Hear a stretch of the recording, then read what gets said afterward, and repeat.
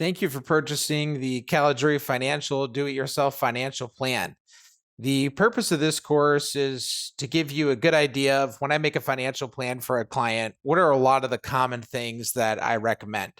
Now, of course, this financial plan is not customized, but there are a lot of common concepts that I find that virtually all clients I meet with can apply to their financial situation. There are a lot of common questions that I get from clients, and, usually I do these 2-hour financial plan reviews for people. And a lot of times I feel like I'm saying the same thing. Again, of course, everybody's situation is very unique. And a lot of the value I add is really helping people understand exactly, how much they're spending and what they're spending money on, and really talking them through everything. But this course should really give you a good start and a good foundation of how to build your own financial situation. So I have an agenda here of the different things that I cover. So there are about 17 topics here. Some of them are the same, like savings and savings continued, and some of them are bunched into one section. um, but there's over 5 hours of content here, which is a lot. And I think about when I actually present a financial plan to a client, I usually only spend 2 to 2.5 hours doing that. So I feel like this is a really high quality product, given that there's over 5 hours of material.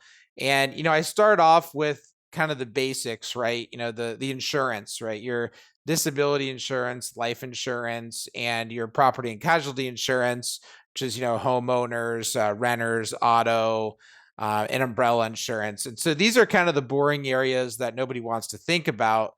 But I think the reality of the situation is, if you're a high earning professional, most of the clients I work with are physicians. Um, as long as you save adequately and you're saving 20% of your income, this is a big picture, standpoint. Obviously, there are 5 hours of material here, so I have a lot of good financial advice.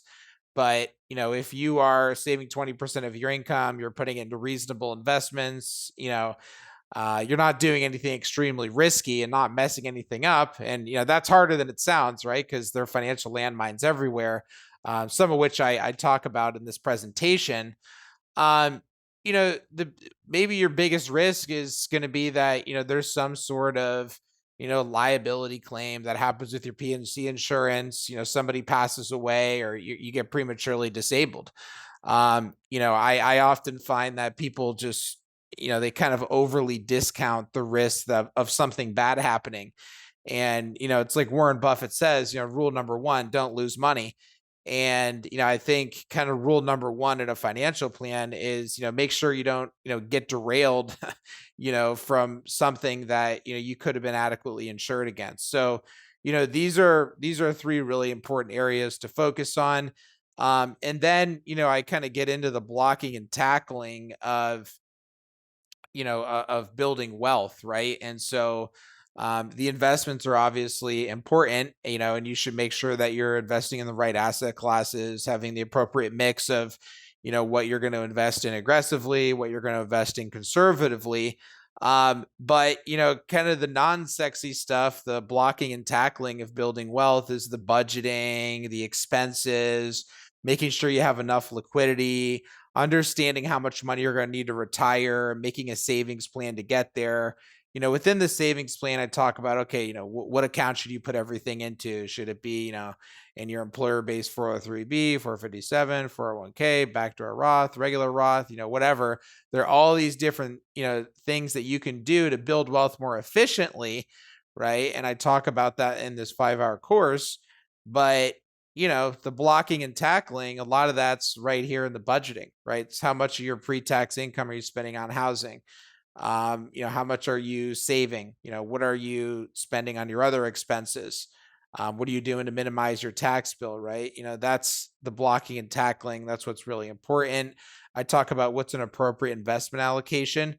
If your assets are appropriately invested, low cost index funds that are giving you exposure to the right asset classes, that's very important. So I cover that.